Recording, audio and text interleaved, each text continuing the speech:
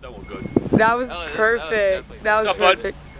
Good to see you, man. See you too. They're just doing a little school project on me. Thank you. Documentary on you, man.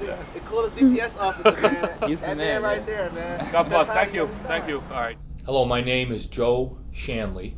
I am currently in the position as a sergeant in the Community Policing Division. I've been called Smiley, Officer Friendly. It's just great because I do smile a lot because I am happy. When I'm around, I'm not afraid to stick out. When I'm around people, I'm not afraid to stick out, whether it's in my profession or personally. I'm not afraid to be the one guy that can step away from a crowd and identify someone. I don't tolerate stuff that not only do I think, I know it's inappropriate. When you're a policeman, you're in uniform all the time. So why not just say hello so that together you can forge a relationship that can hopefully prevent a tragedy from happening? Because that challenge is not there no more. Or whatever they think about that uniform, they may be willing to modify that and say, hey, maybe there's a chance him or someone else can be a little bit different than what I think they are.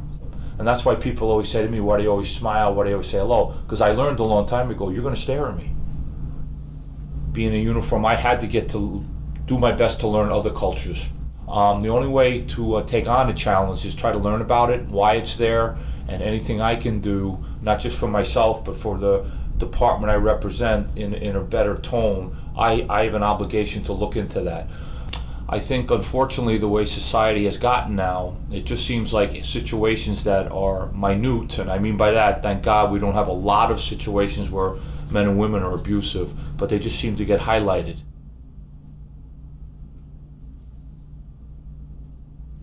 Conducting myself in a manner that I think is appropriate, and also not just for you, the citizens, but for the people I work with, will hopefully set the foundation for how a man or woman should be in a uniform.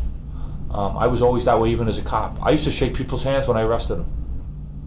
I guess you could use the word bigoted. My parents were from Ireland. They didn't trust anybody outside the Irish culture, and I had to get out of that. I had to step out and venture away from any type of preconceived notion about certain things. And I mean this from the bottom of my heart, I think that's why the way I am today. Because people have told me that, well, Joe, they were raised a certain way, and okay, that doesn't mean I have to be that way.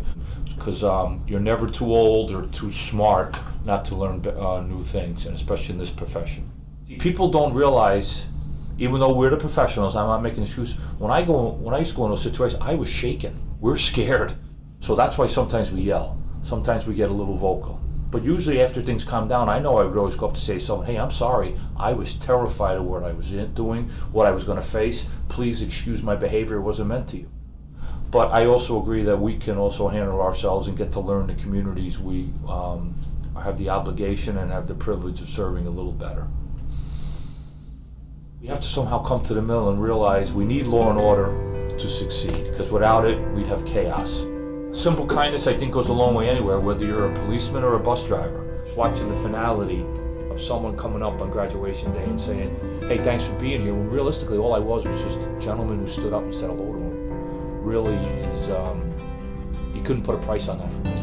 I get to know people for what they are, not what they're perceived to be. So there's a way to do your job the right way and a way to do your job the wrong way.